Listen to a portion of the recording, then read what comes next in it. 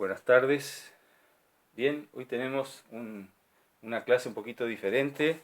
Esta vez es sobre historia, pero no teman un largo relato histórico, sino más bien algunas reflexiones interesantes creo que se desprenden de la lectura de la historia, en este caso de la historia romana, y de algunos episodios de ella muy conocidos y famosos que son las guerras púnicas, o sea, las guerras entre Roma y Cartago que sucedieron a lo largo de más de un siglo, entre mediados del siglo III antes de Cristo y mediados del siglo II antes de Cristo.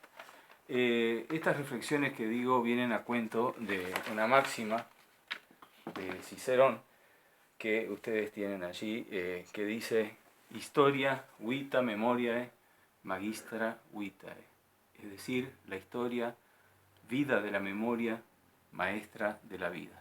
Así fue como se concibió la historia durante siglos, ¿no? A partir de esta máxima, digamos, o incluso antes, ¿verdad? Como el estudio de la historia podía servir para comprender mejor el presente y para tomar de él algunas, lecciones útiles. En el caso de las guerras púnicas, ustedes saben, fueron tres guerras, ¿no?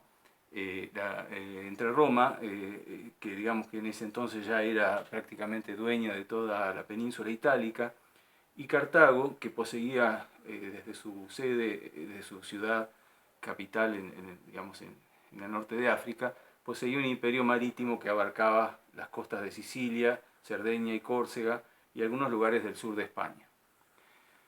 El choque entre las dos potencias que se dio empezó en el año 264 a.C., fue muy encarnizado, muy cruento y tuvo muchas vicisitudes a lo largo de las cuales Roma estuvo varias veces en tremendo peligro y terminó venciendo, quizá debido a su mayor tenacidad, ¿no? Y también a una cosa muy sorprendente, creo, para nosotros los argentinos, que es la idea de una política de Estado que se mantiene a lo largo de muchas generaciones y que implica necesariamente el conocimiento de la historia. Es imposible pensar que los senadores de, qué sé yo, del año 200 ignorasen lo que había pasado en el año 264 porque si lo ignoraran no podrían actuar como actuaron.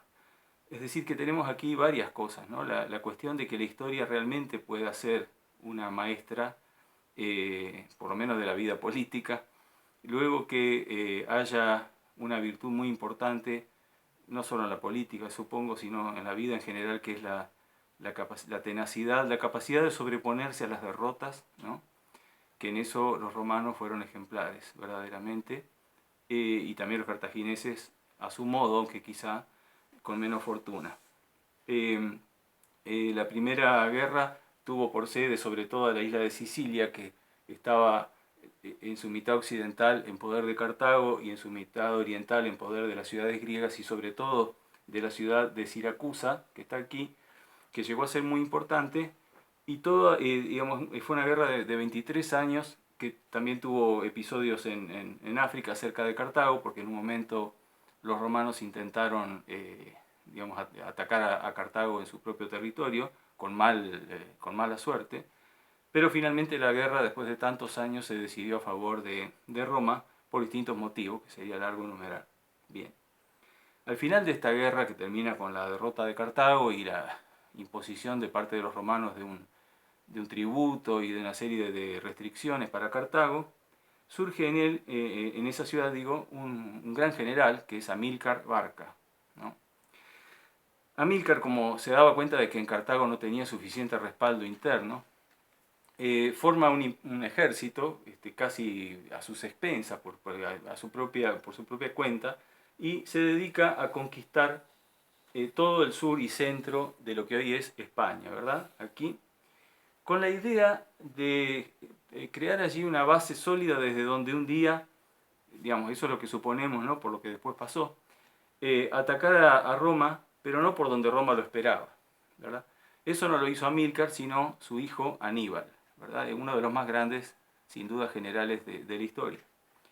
Aníbal empezó por tomar la ciudad de Sagunto en el año 218 a.C., cruzó el Ebro, que era la frontera que los romanos le habían establecido a Cartago, atravesó los Pirineos con un ejército de 60.000 hombres, cruzó por el sur de lo que hoy es Francia, es decir, de la Galia, y atravesó los Alpes. Hazaña que nadie había intentado hasta entonces y que desde luego los romanos no esperaban. Es decir, Roma se sentía totalmente protegida por el norte, digamos, estaban aquí los galos que eran enemigos de los romanos, pero más allá estaban los Alpes y nadie imaginaba ni soñaba que alguien pudiera cruzar esas montañas con un ejército. Bien, según dicen, Aníbal cruzó también, entre otras cosas, con elefantes, lo cual lo hace bueno, todavía más extraordinario, sino estrafalario. Perdió muchos hombres en el cruce, pero llegó a Italia y derrotó a los romanos en 4 tremendas batallas. Cada vez que un ejército romano le salía al encuentro, Aníbal lo derrotaba, parecía que con total naturalidad, como si fuera lo más fácil del mundo derrotar a los romanos. Esto generó pánico en Roma. Aníbal estuvo 17 años en Italia y sembrando el terror, ¿no? La última batalla, la batalla de Cannas, que fue en esta zona, en el sur de Italia, fue una derrota tan terrible para los romanos que después de ella todos pensaron que era el fin de Roma. Acá viene una de las sorpresas de la historia. Después de Cannas, una batalla en la que los romanos perdieron un ejército de 60.000 hombres, según se dice, y sus 2 cónsules, Aníbal no atacó Roma. Todos esperaban que después de eso Aníbal se dirigiera a Roma y la tomara a la fuerza. Bueno, no lo hizo. Todavía nos estamos preguntando por qué. Debe haber tenido sus razones, quizá no tenía suficientes suministros, se dice que estaba esperando refuerzos desde España que le iba a mandar su hermano Asdrúbal. Como sea, no lo hizo y Roma tuvo tiempo para recuperarse. Después de una tremenda crisis, ¿verdad?, interna y de muchos intentos, surgió en ella un gran general, Escipión el Africano, que va a ser el encargado de vencer finalmente a Aníbal en la batalla de Zama, cerca de Cartago, en el año 202 a.C.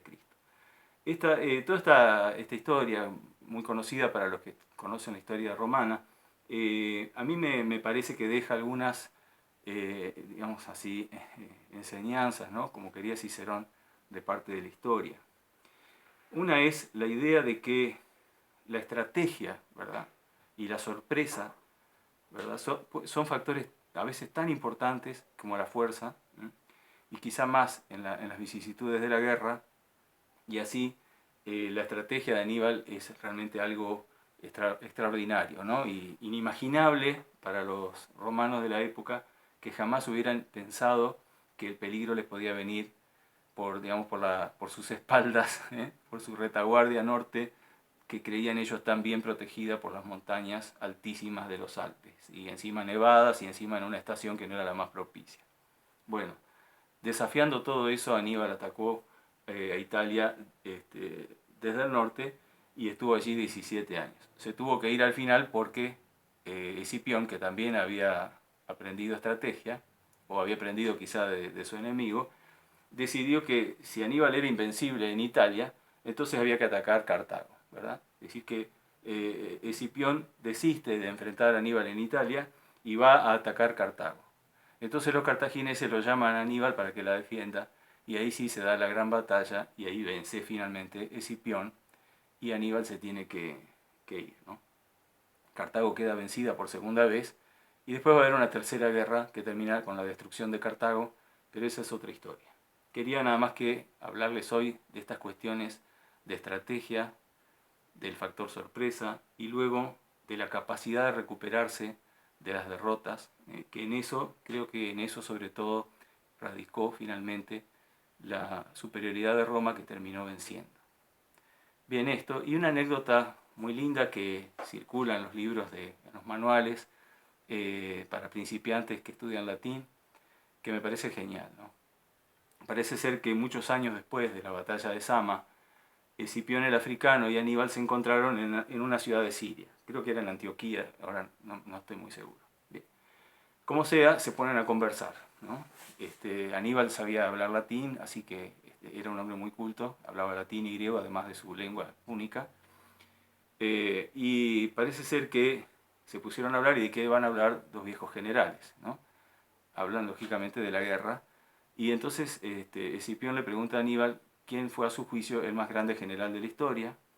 Y Aníbal le dice que fue Alejandro Magno, porque conquistó muchos territorios en poco tiempo. Y el segundo, le dice Escipión, y el segundo es Pirro, el rey de Piro, que tenía una estrategia magistral para establecer campamentos. Y el tercero, le pregunta a Escipión, el tercero soy yo, dice Aníbal. Entonces Escipión sonríe y le pregunta, ¿y qué dirías, en qué lugar te pondrías, dice, si me hubieras vencido a mí en Sama? Y Aníbal responde, si te hubiera vencido en Sama, me pondría por encima de todos. Bien, esta fue la historia, espero que les haya interesado. Los dejo un ratito con el mapa. Hasta luego.